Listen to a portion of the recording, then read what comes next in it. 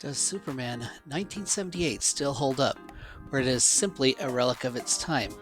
As a fellow movie buff, I recently revisited Richard Donner's iconic classic, and I'll tell you, I have some mixed feelings about this. There are some things that I agree with, and some things I don't. We're going to take a deep dive into some aspects of the film that is both a cherished masterpiece and, in some ways, a missed opportunity. If you are a fan of in-depth movie analysis, go ahead and hit the subscribe button, and we'll have lots of other movies to talk about over time.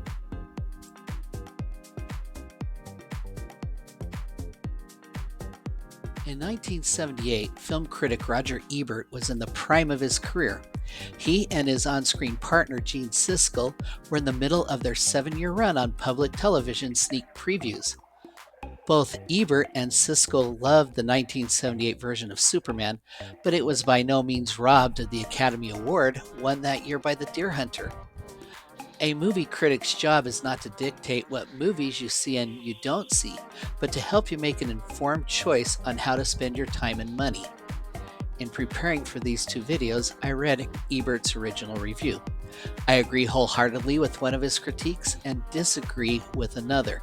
In today's episode, we'll discuss how Lex Luthor could have been more like the comic book Lex Luthor, why Superman needs Clark Kent, whether or not the romance between Superman and Lois Lane was rushed, and how I would have made Superman and Superman 2 better. If you haven't seen part 1, where I provide a timeline, I have a link in the section below, and you can watch that at your leisure.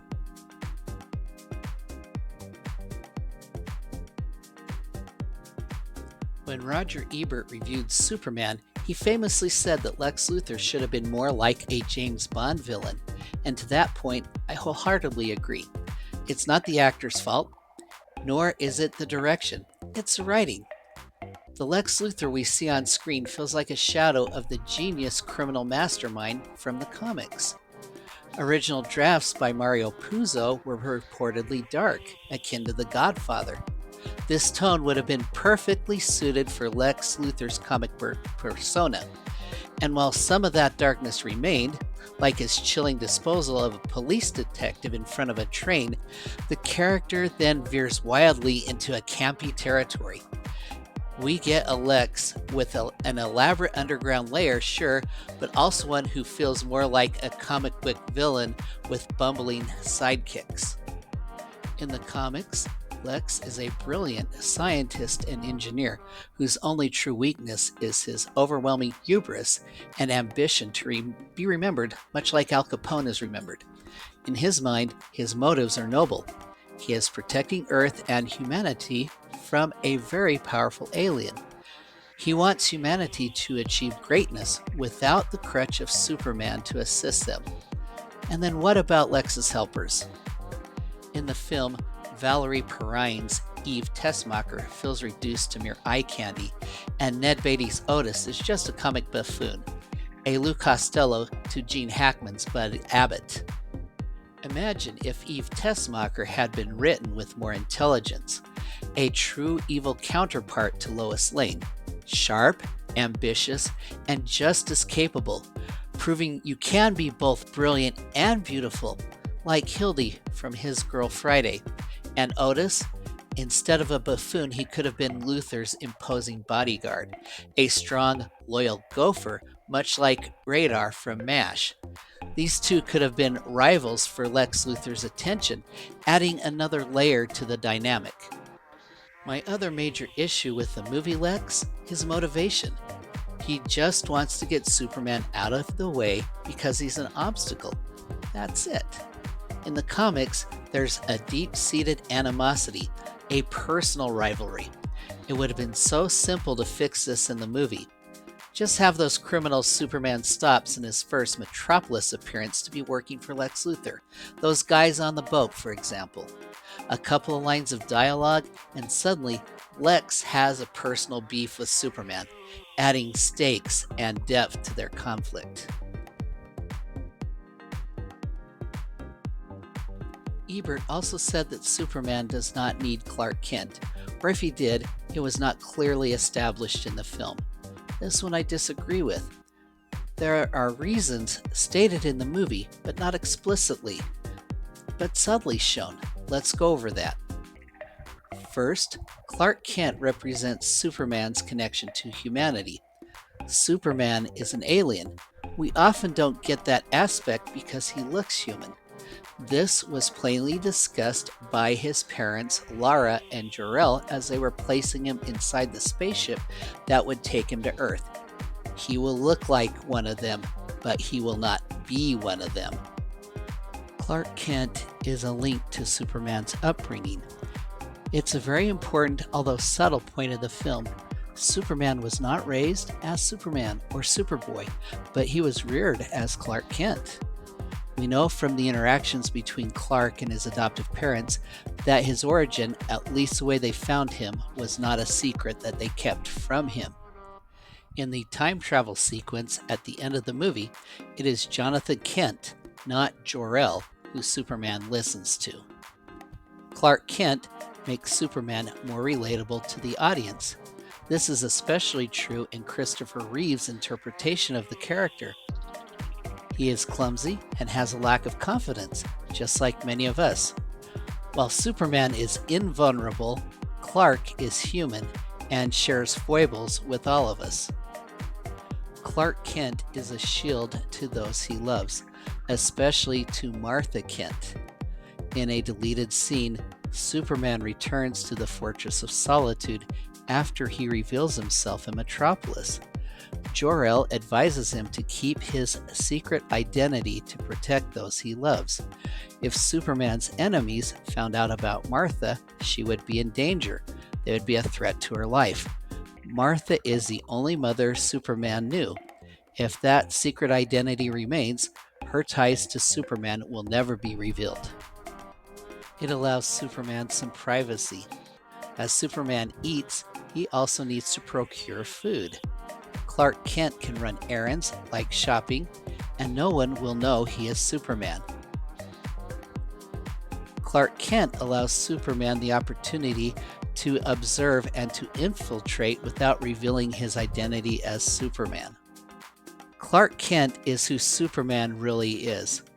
Superman is a costume and a persona he puts on only when it is needed.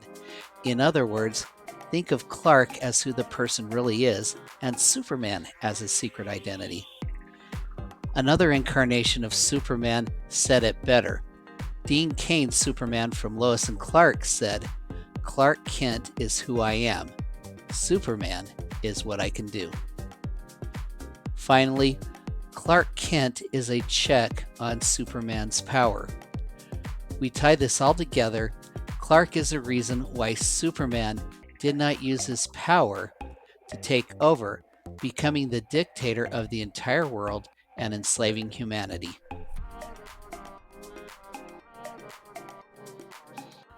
Movie romances can give us a false sense of reality.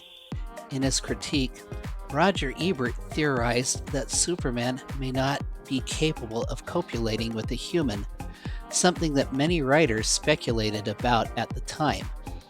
My issue is that the writers did not give Superman and Lois enough time to develop a strong relationship. Romances rarely take only a few weeks. Sure, me and my wife were married after we knew each other for about 10 months. However, we were in college and both of our families lived in different states. We were schooling in Utah, my family lived in Wyoming, and hers in Mississippi. We spent almost all of our waking hours together, except when we had a class or we were at our respective jobs. We didn't have anyone else. Both of us didn't get along with our roommates, so we had the equivalent of probably 14, maybe 20 dates a week. In that sense, it was like we had been dating for 8 years compared to a couple that only sees each other on weekends. We bonded quickly, and now we have been married for almost 34 years. If our romance were a movie, going from the time we met to our wedding day, it would probably be a long movie.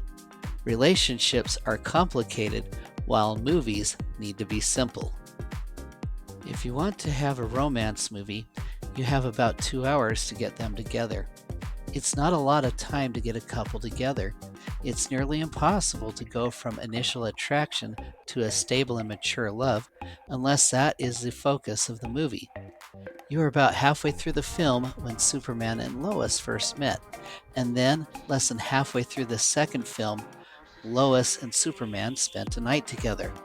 To me, the romance felt rushed. When all these films came out, I was too young to understand what was happening, but old enough to be curious about it. In other media, such as books, television, and comics, you can have a romantic arc that takes several months or even years, just like in real life. Lois Lane was introduced in the Superman comics in the early 1930s. They did not become an item until the mid-1970s, and then only because of the influence of a supervillain. Their marriage did not happen until 1996. Before the movie, I watched reruns of The Adventures of Superman. There, Lois Lane and Clark Kent were rivals and colleagues, but not lovers. There was never any romantic tension between Superman and Lois Lane, so this whole concept was new to me. There were 3 interactions between Superman and Lois Lane in this movie. We also perceived that there was not a lot of time between the 3 meetings. The first was a helicopter rescue. The second was a penthouse meeting, and flight together, and the third was after the earthquake. In Superman 2, we see their 4th and 5th interaction. Their 4th was in Paris, and the 5th was at Niagara Falls when Clark revealed to Lois Lane that he and Superman were the same person. And then it gets hot, it's a little fast even for Hollywood, and it makes me feel kind of uncomfortable.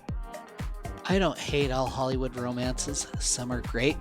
Up is one of the best because they show a romance that takes a lifetime, and their story skips from time to time, showing the highlights. You can see the love between Carl and Ellie grow. We feel heartbroken when it is revealed that they would not be able to have children, and we also feel the sting of death. On Golden Pond is one of my favorites because we see a couple still very much in love after spending more than 50 years together, and it's near the end of their journey. I still cry when I hear Katharine Hepburn say, "You are my knight in shining armor."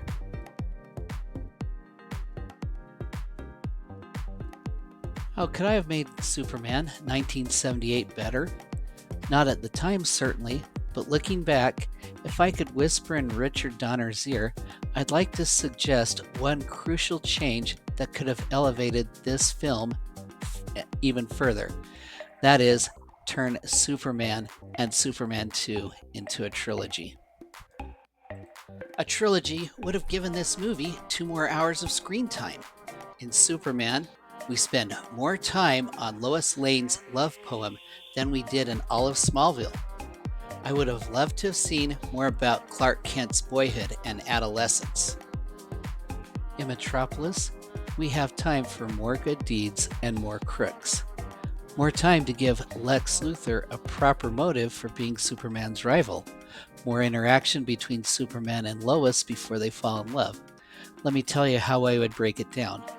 The first film would feature a different bad guy other than Lex Luthor. We still get to meet Lex, Eve, and Otis, but they are only pulling strings, manipulating things in the background. The villain I would choose is the Toyman. After Supes rescues Lois from the helicopter crash, we see Superman and Lois dealing with Toyman. It could be a kidnapping of somebody important in Metropolis. Lois tracks Toyman down, only to get in trouble herself. She has to be saved by Superman in the film's climax. Simple, but it's a good way to set up the rest of the trilogy. The second movie starts with Lois being saved by Superman again, and then getting the flight interview from Lois's penthouse. The second movie and the third movie proceed as we know them, but we have more time to set up the missile hijacking and the kryptonite, and Superman 3, in my proposal, would be like Superman 2 in real life. Whew. I finally made it to the end of Superman. I'm grateful for all who supported me throughout the making of this video. In my next video, we will talk about Back to the Future.